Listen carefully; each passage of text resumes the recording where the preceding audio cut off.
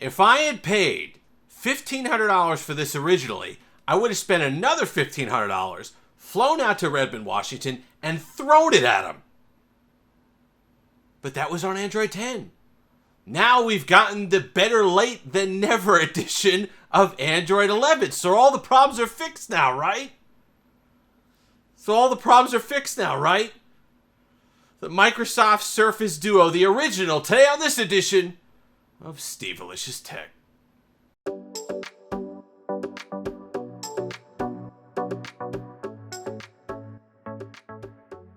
Hey, what's up, fellas and malicious female fans? Steve-alicious here, back with the Microsoft Surface Duo, the original. I understand we had a bit of fun in the intro, but there's some truth behind that.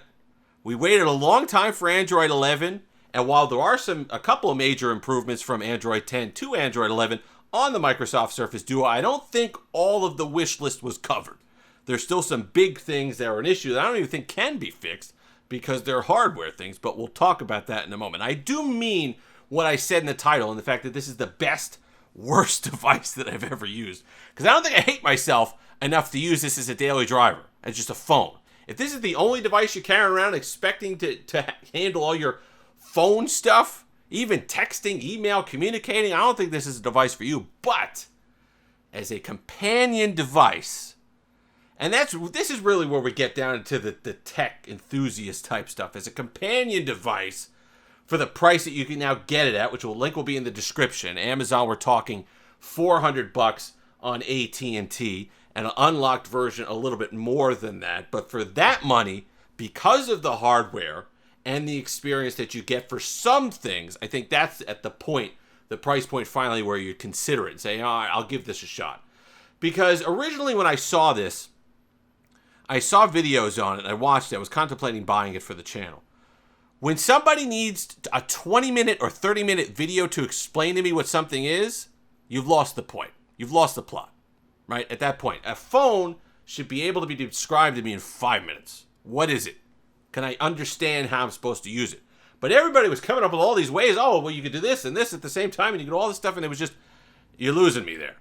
But I think at $400 as a companion device, there's a lot to like. So let's talk about some of the changes that happened from Android 10 to Android 11. One of the big ones was the notification shade and quick settings menu. So let's make sure I get this gesture right. I do it from here, swipe down. Oh, look at that. They made it bigger. They made it wider. They actually made it legible. If you notice, the one from Android 10 was awful. Narrow. The toggles that you had for brightness and also for sound were just bad. They were narrow. They were horrible to use. So I understand that's a cosmetic thing. But you got to understand, when it's that big of a user experience issue, it's kind of a big thing because you're using it all the time, all day. So they cleaned that up and they made that a better experience. The other thing that was a huge thing that made me want to throw this at the wall when I was using it on Android 10 was they fixed the orientation of the device, at least the screen gesture. So on Android 10, just doing this, would fail 60% of the time. It would either think I wanted to be on the other screen.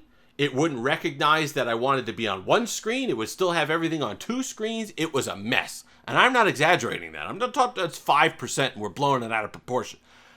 50 to 60% of the time, that did not work. And while it's not perfect now, they did clean it up to the point where it's about 90% of the time, 85 to 90% of the time, you could get to this the first time just by folding it over. It'll actually accurately recognize the screen that you want to be on, which is a huge deal. Because if you want to use this as a daily device or a communications device or anything usable, you have to, for me anyway, I have to be able to type like this. And so when it would not recognize that, it made it incredibly frustrating. I didn't want to answer tweets. I didn't want to answer texts. I didn't want to use it for anything.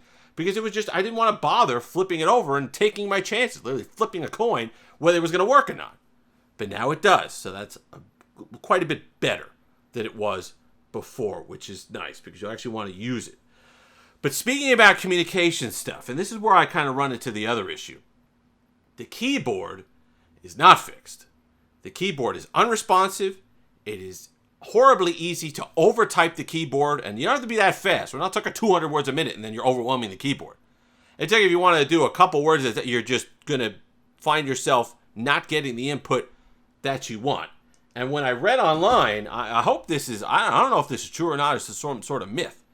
But the problem was that the digitizer that they put into this thing didn't have an Android driver. Now, listen, I used Windows 95. I understand that Microsoft doesn't understand drivers. But if that's the case, and maybe you excuse it, you say, well, originally this was supposed to be a Windows machine. So of course they wouldn't have an Android driver in it. I don't care. That's a go home and do it over.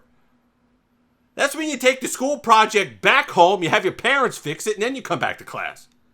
That's terrible.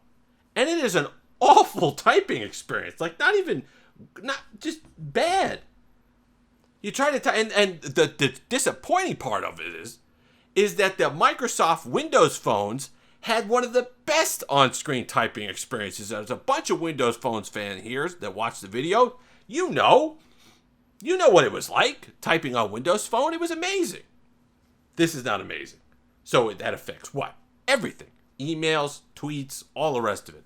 Horrible experience on this device. The other thing on Android 11, this is something, if you have a Duo, had it both on Android 10 and Android 11, it seems like, look at that, like the wheels were turning. I'd get the actuation kind of vibration that it recognized my fingerprint, and it was positive. It was able to read it. And then there was that extra, like you could almost tell the hamster was starting to cut the screen on. I didn't have that under Android 10. So they actually made that a bit slower. But otherwise, when you pull it up, when everything's working right, it's still pretty snappy. It's not bad, even though it's an 855. I do notice RAM management things. I do notice it closing stuff, especially a device that you're going to want to do a heck of a lot of multitasking on and have multiple devices on, multiple apps up rather, on either window. So there's some issues there with the 6 gigs of RAM. But now let's get to the positives, because there's a lot of negatives, okay? And that's because when I'm trying to come at it from whether you'd want to use this as a phone or even just, like I said, a communication device, a productivity device. When you're talking productivity, you're talking email, you're talking text, you're talking all this stuff, the to-do list, all the Microsoft apps that you have there. Well, when you can't type into the thing, it makes that kind of hard. But, like I said, there's plenty of positives. And the positives are, number one, the hardware. This is some of the best hardware you're going to hold in your hand, certainly at $400. It is fantastic. And that's why I was disappointed that on the Microsoft Surface Duo 2, they put that huge camera bump. Because I think they really ruined what they had as an elegant design. The hinge is great. Perfect in any orientation that you want to put it in. Super strong, well built. I'm a little disappointed that they put the plastic frame. So I don't sit on it. A bunch of people had to bend the thing because they were sitting on it because of the plastic frame. But the glass is nice. Overall, the feel is nice. Opening it up, the displays are gorgeous. Fantastic, large, wide displays. And that's why I liked my BlackBerry Passport so much. And I was disappointed when manufacturers kept going for these taller, thinner displays. I don't think that's how, I understand the one-handedness of it, and it's nice to hold and all the rest of it, but we like to display and consume content on these wide displays. And it's great, of course, you could do the mode where you turn it and have Twitter going up the whole thing and all the rest of it and have the two on either screen and Instagram and Twitter, and that's fine, and that's all fun. The big thing that I've used it a heck of a lot for is BlackBerry Hub. If you're a BlackBerry fan, you put Hub up on this side, you keep track of all your messages, all your emails, and just like when I had my Passport, I was up to date, my inbox was at 0, kind of piled up again, but now it's back at 0 because I carry this thing around, and I'm great just going through emails. And not responding to them necessarily, but going through them. Content consumption is good on it. I think the displays are great. This is only, 3/4 brightness? I understand it's tough to tell on video, but it is fantastic. It gets bright. They're great on these nice thin displays, wide displays. Great for any sort of content, whether it's just Instagram, YouTube, Facebook, anything you got on there. LinkedIn, you're just doing stuff on eBay. That type of stuff, it's phenomenal. That's where it excels. But if you're being proactive with stuff, the inputting of stuff is where it falls apart. So if you just need basically a glorified viewfinder with cellular capability, and there's a value to that. I'm using it all the time. So like I said, if you have another phone that you're carrying around and you go ahead and you just need something like it's a one that you kill the battery on, or it's an older device, or you don't like carrying around a smartphone or whatever, but you like this companion kind of old school PDA device that you want to carry around, there's lots to like here. There is. And it's just unfortunate that they couldn't get their act together either earlier or more to fix a lot of the issues with it. Because originally, this was a rough sell. It still is a rough sell. It's a very specific use case for this device. But if you happen to fall into that category, nobody does it better. So nobody does something better that they're really the only phone in. So they're the winner of their own category. Congratulations, Microsoft. You did a fantastic job.